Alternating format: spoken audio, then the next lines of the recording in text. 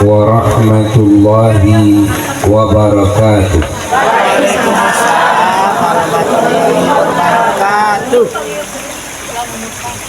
Alhamdulillah wa afdhalus salati wa atammut taslimi ala sayyidina wa nabiyyina wa uswatina wa qudwatina wa habibina wa syafi'ina wa qurrati a'yunina Muhammad wa ala alihi wa sahbihi wa mawalah wa la hawla wa la quwwata illa billah. Amma ba'du, fa ya ibadallah, usikum khususan usi nafsi bitaqwallah, faqad fazal muttaqun.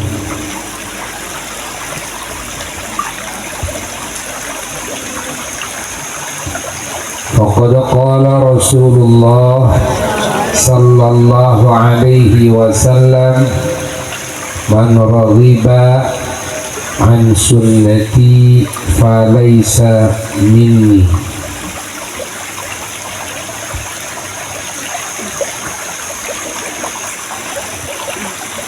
Awalul hadis, an-nikahu sunnati, wa fi riwayatin an-nikahu min sunnati, faman raghiba an sunnati falaysa minni. Al-hadis. Para jamaah yang mulia dan segenap umat Islam dimanapun berada, rahimakumullah,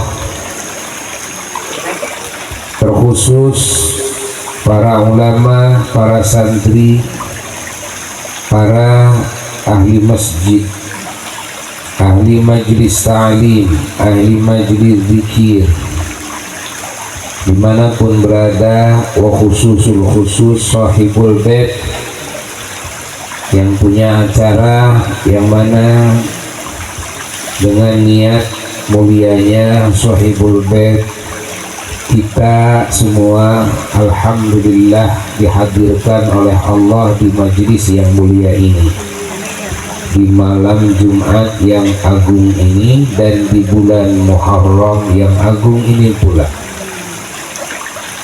Tertumpu saat ini beberapa perkara yang agung. Satu, agungnya majlis. Dua, agungnya malam. Tiga, agungnya bulan. Belum lagi agungnya orang-orang yang beriman, orang-orang yang bertakwa, orang-orang soleh, ahli ilmu. Maka kita wajib bersyukur kepada Allah tatkala saat ini kita dikumpulkan oleh Allah dalam majlis ilmunya yang disebut dengan pengajian thalabul ilmi. Ilmu yang dimaksud adalah ilmu wahyu Allah yang selanjutnya dijelaskan dan dicontohkan oleh Nabi kita, junjunan kita semua, Sayyiduna wa Maulana Muhammad sallallahu alaihi wa alihi wasallam. Lalu diperjelas lagi oleh para ulama-ulama Allah dengan bahasa Arab, lalu diterjemahkan lagi, dijelaskan lagi oleh para ulama-ulama Allah dengan bahasa daerahnya masing-masing, sehingga bisa dikonsumsi dengan gampang oleh manusia di berbagai daerah yang berbeda-beda suku bangsanya, berbeda-beda bahasanya. Karena kalau tidak dijelaskan oleh baginda Rasulullah SAW, tidak akan ada yang bisa paham kepada makna wahyu Allah. Dan kalau tidak dicontohkan oleh baginda Kanjeng Nabi Muhammad SAW, maka tidak akan mampu manusia melakukannya, mengaplikasikannya dalam kehidupannya. Dan perlu jadi catatan juga, kalau tidak dijelaskan lagi secara terperinci oleh para ulama-ulama Allah yang asalnya dengan bahasa Arab, maka tidak akan mampu manusia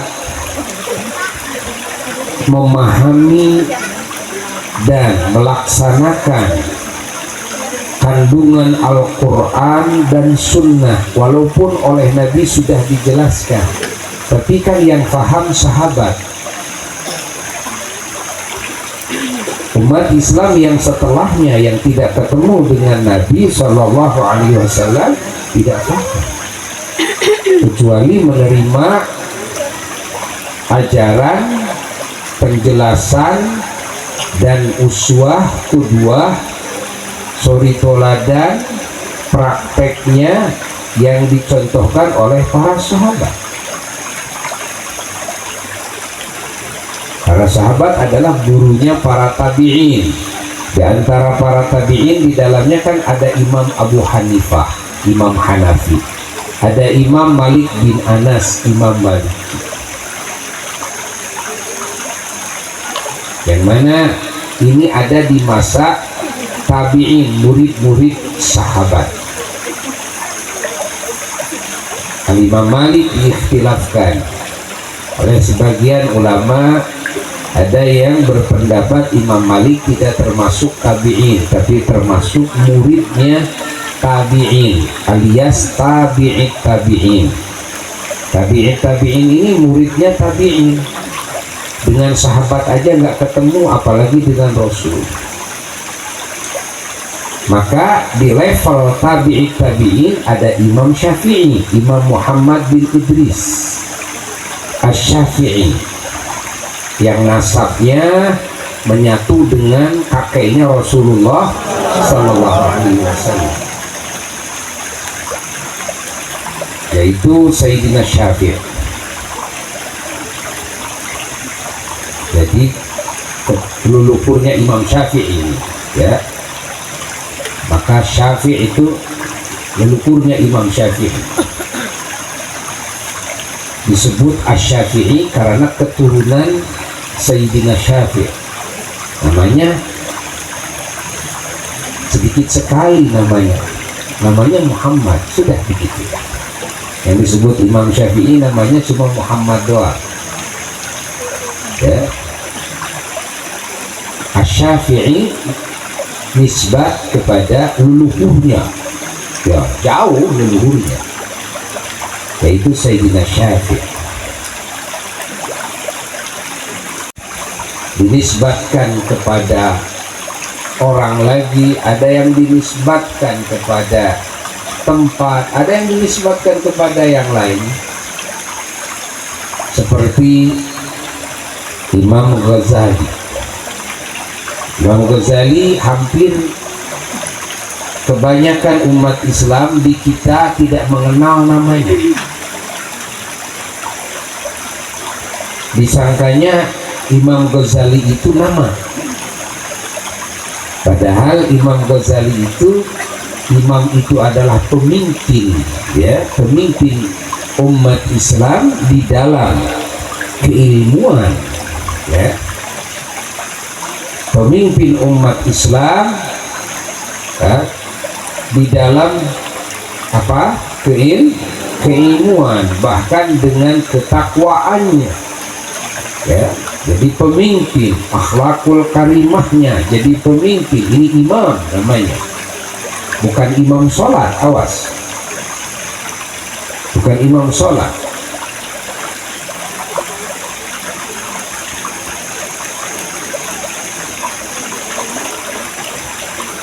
Apa Al-Ghazali? Al-Ghazali adalah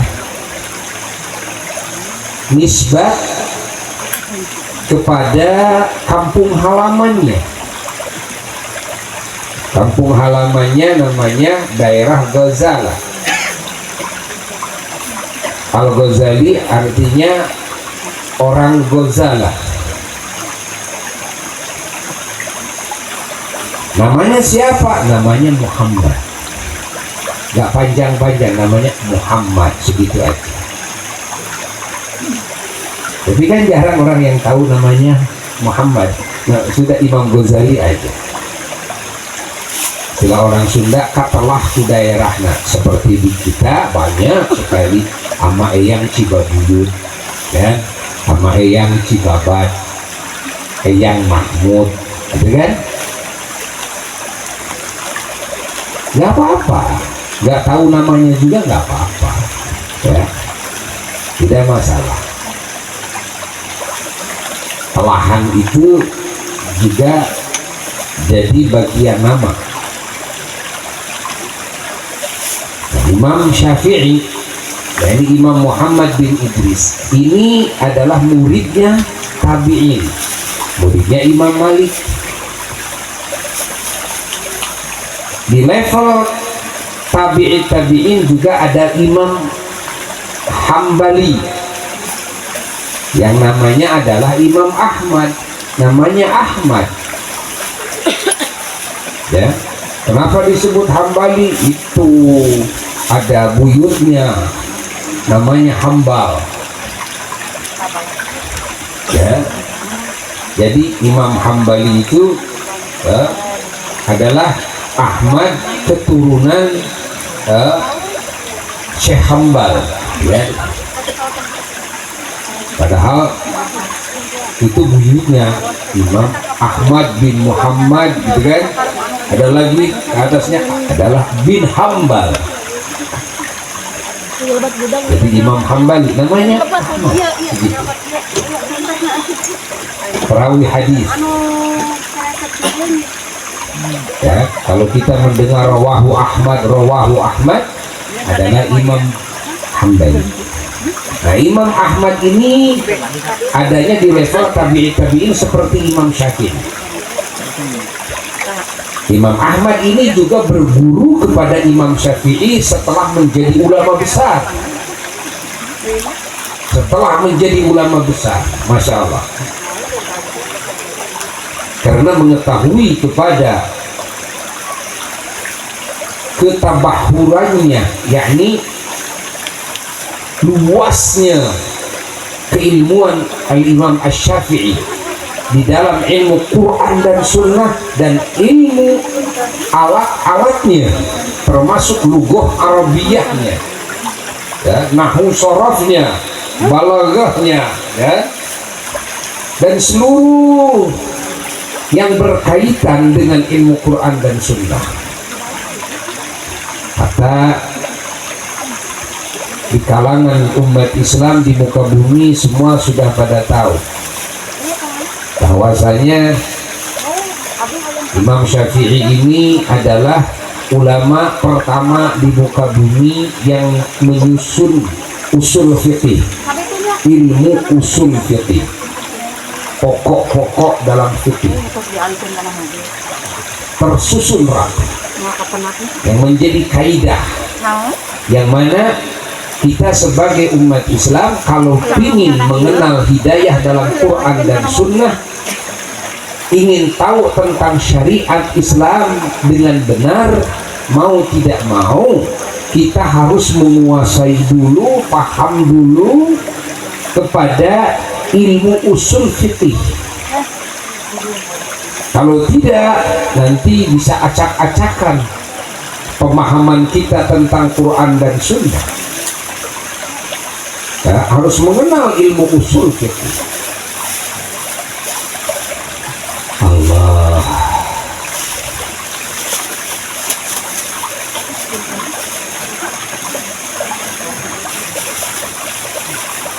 Nah ini Imam Hanafi, Imam Maliki, Imam Syafi'i dan Imam Hambali, beliau-beliau ini tabi'in dan tabi'it tabi'in, ini termasuk kepada kelompok salaf. Ingat, sahabat, tabi'in, tabi'it tabi'in, tiga kelompok ini dan tiga periode ini, ya, tiga fase ini, ya, ini disebutnya adalah salaf. Salaf itu adalah yang ada di masa kerasulan, satu yang namanya sahabat. Ulama-ulama sebagai murid sahabat, yaitu tabi'in. Ulama-ulama murid dari tabi'in, yaitu para tabi'in tabi'in.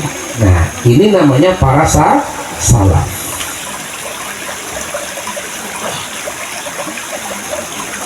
Maka yang disebut dengan as-salafi atau as-salafiyah artinya umat Islam yang mengikuti kepada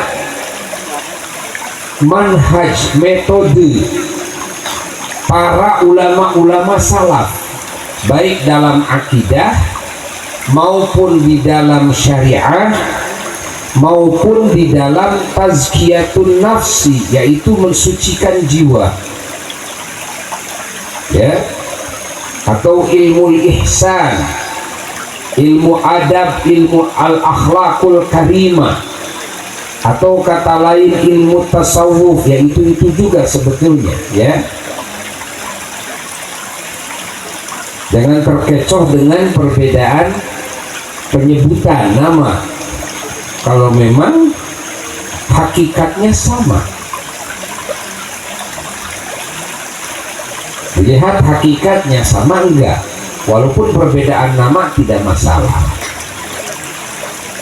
Kalau di kita, ya, namanya nasi, orang Sunda namanya sangu, ya.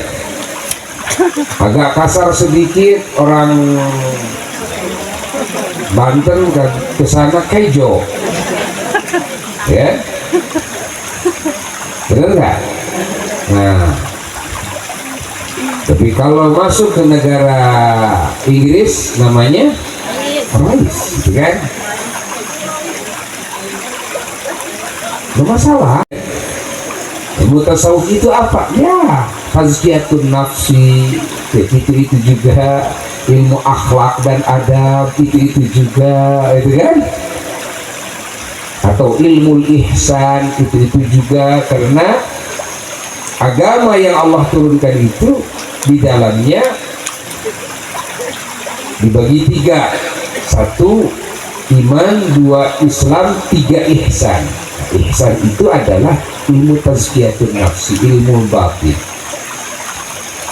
ilmu hati, ya, ilmu mensucikan jiwa dari kotoran-kotorannya, yang mana kotoran-kotoran jiwa itu adalah akhlak yang tercela. Kalau dibersihkan berarti muncul akhlak yang terpuji, yaitu ihsan. Allah, paham? Jelas? Jelas tidak? Nah, ini para ini salaf disebutnya. Jadi kalau mengikuti kepada, ya, Al-Quran dan Sunnah dengan metode salaf, yaitu metodenya para sahabat, metodenya para tabi'in, metodenya para tabi'it tabi'in, bahasa Arabnya metode manhaj, ya, atau nahjul, manhajul, nahjul, kan? Nah, itu namanya as-salafi. Paham? Akidah yang mengikuti kepada manhaj salaf, akidahnya adalah as-salafiyah. Di dalam syariah yang mengikuti kepada manhaj salaf, namanya syariahnya as-salafiyah. Jelas? Jelas tidak? Akhlaknya juga begitu. Kalau mengikuti metode salaf ini, akhlaknya juga sama, as-salafiyah. Nah, ini as-salafi ini, beliau adalah hakikat ahli sunnah wal jamaah. Hakikat ahli sunnah wal jamaah. Mereka ahli Quran, mereka ahli hadis, mereka ahli sunnah. Ingat,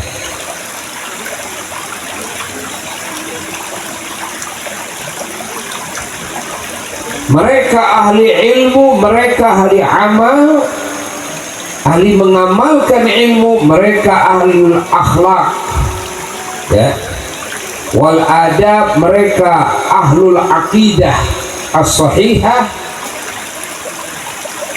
mereka adalah ahlus syariah. Ingat, mereka adalah ahlu tasawuf, sufi, mereka itu. Nah, ini yang disebut dengan ahli sunnah wal jamaah, dan mereka ahli kebersamaan.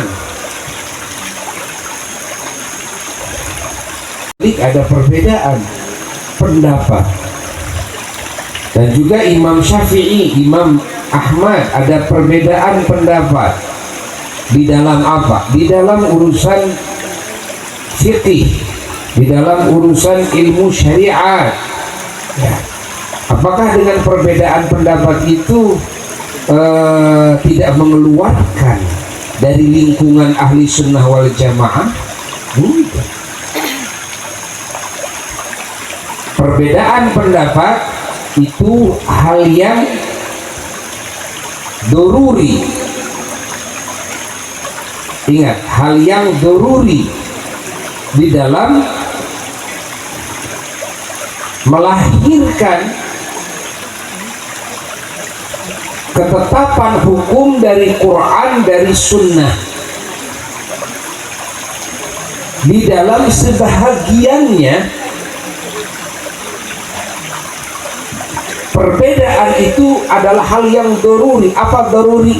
Ya, mau tidak mau pasti harus berbeda, tidak bisa dipaksa untuk sama.